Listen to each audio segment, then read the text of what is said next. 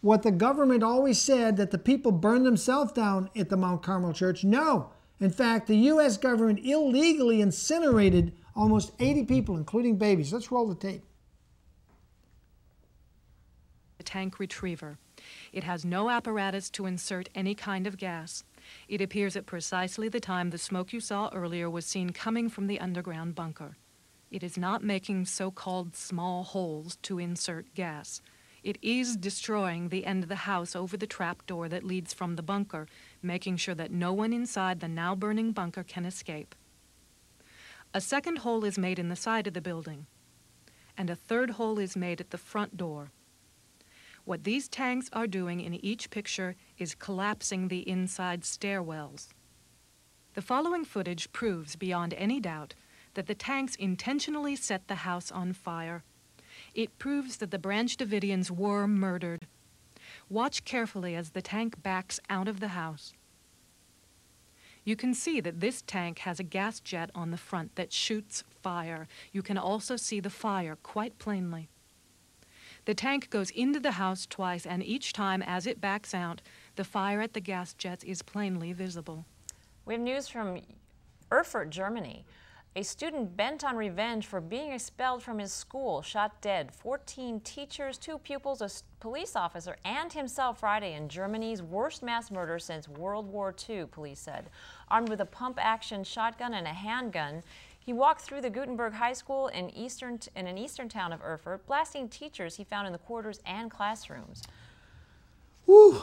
I know, they're just probably going to say it's copycat America. Could be, but you know what? If the first 3 teachers that he came up to, he might have plugged the first one, might even got the second one, but the second one would have got, if they'd all been armed, if all those teachers had been packing a German Luger or any kind of handgun and shot that student back, there wouldn't have been 17 innocent dead people killed there. We should arm people. We should encourage people to pack their weapon, carry their gun.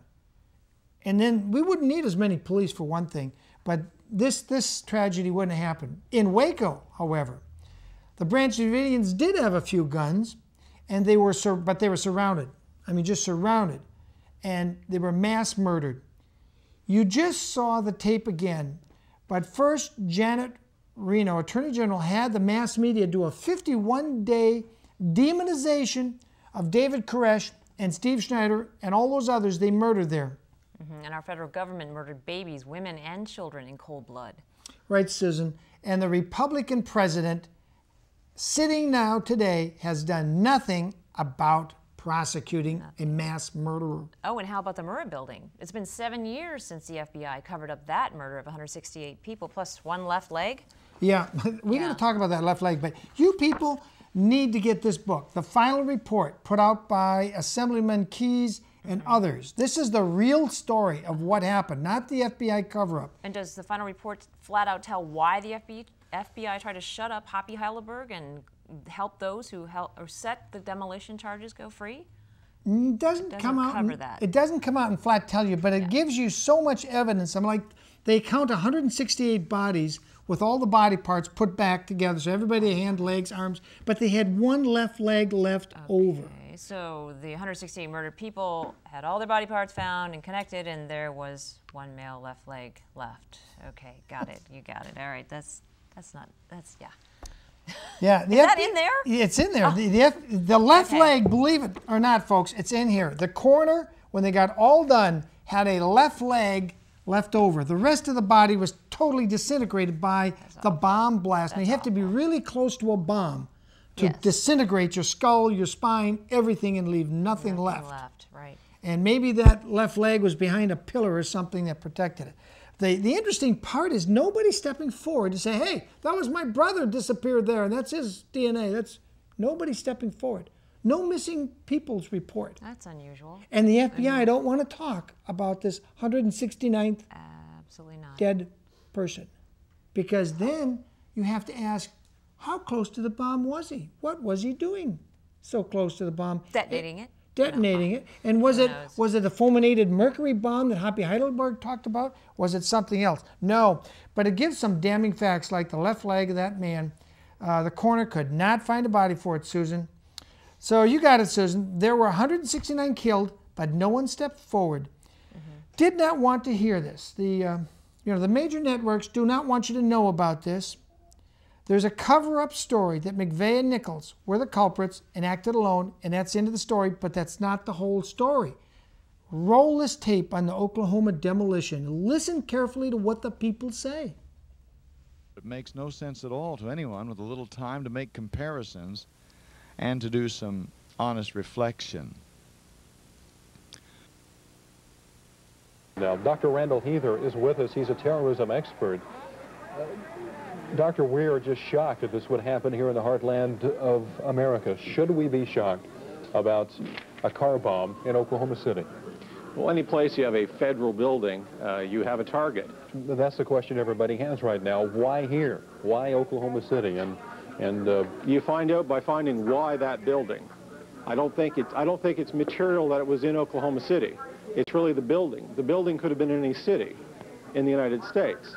The question is why that building? And was it Waco? Is it Nation of Islam? We should find out an awful lot when the bombs are taken apart. I think it was a great stroke of luck. As you're mentioning, it's hard to talk about luck on a day like today in Oklahoma City, but it was a great stroke of luck that we actually have got diffused bombs. It's through the bomb material that we will be able to track down who committed this atrocity. all right, Dr. Randall Heather, terrorism expert, we appreciate your time and your thoughts today, and I assume that we will be speaking with you again here in the hours and days to come. Dr. Heather spoke of a great stroke of luck. There was even a trace of a smile as he said this. In the authorities' possession of an entire defused explosive device that would lead them to the terrorists responsible for this tragedy. Heather said this was of great importance, a tremendous asset. Why haven't we heard more of this invaluable resource? Why is it that later media output speaks only of a single fertilizer bomb with no further revelations about the other bombs? The anchor said he was sure the public would be hearing more from this expert on terrorism, Dr. Randall Heather. Well, we haven't heard anything from him since.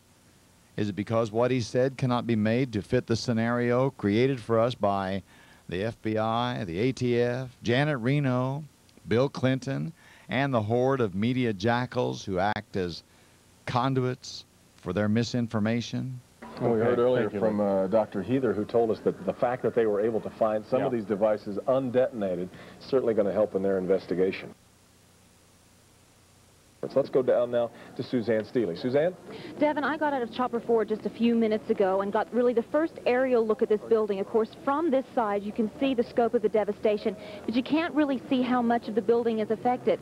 Well, from the air, I could see that practically a third of it is blown away, and that the worst of the damage is on the east side, where there's a little pocket where it seems like the force of the explosion hit, and half the building there is gone. When you look at the building, as we've heard from so many people who've been in there, basically some of the floors have just crashed together. I mean, there are some points where you just literally can't get in at all. And then from Chopper 4, at some particular points, we could see all the way through the building. That's the force of the explosion. It just blew out all the walls and everything inside. Notice this reporter's language. The explosion blew out all the walls and everything inside. She didn't say the walls were blown in or that everything inside was blown further in. They were all blown out. This report, which came early in the ordeal, is consistent with other journalists' news stories. The May 1st edition of Newsweek, on pages 45, 44, and 57, carried illustrations of that devastation with reports that parts of the Murrah building were blown out, not in, showing parts of the Murrah building that were blown directly across the street into the facade of the Journal Record building. It's clearly a physical impossibility for a bomb in a car or truck to blow parts of the federal building out, making a path directly across the parking site of that car or truck and hitting the Journal Record building. However, explosives inside the Murrah building would have created just such a pattern of destruction. Further corroboration of the inside nature of this terrorist work may be seen in the May 1st edition of Time magazine, which details the experience of Candy Avey, who had just parked her car outside the building and was headed for the Social Security office when she was blown back, wrapped around the parking meter. Her face hit the car. Now, she was blown back, away from the building, rather than toward it, as would have been the case had the explosion come from the street in front of the building. Note these large pieces of debris that were thrown all the way across the street from the Murrah building.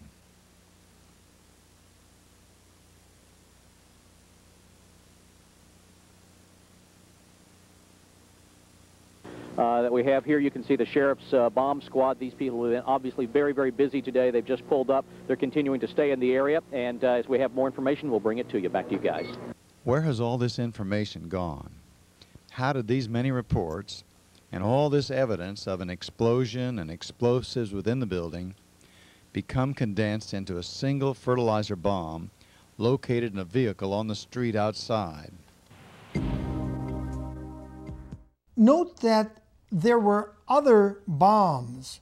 The seismograph in Oklahoma City that day recorded 2 distinct blasts from bombs.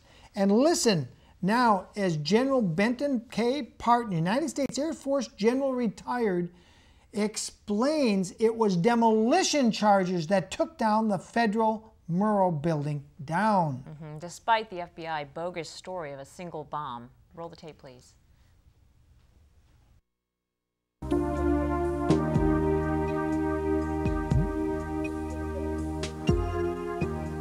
The next segment of this tape was extracted from an Austin, Texas public access cable TV interview with the premier explosive expert, General Bentin K. Partin.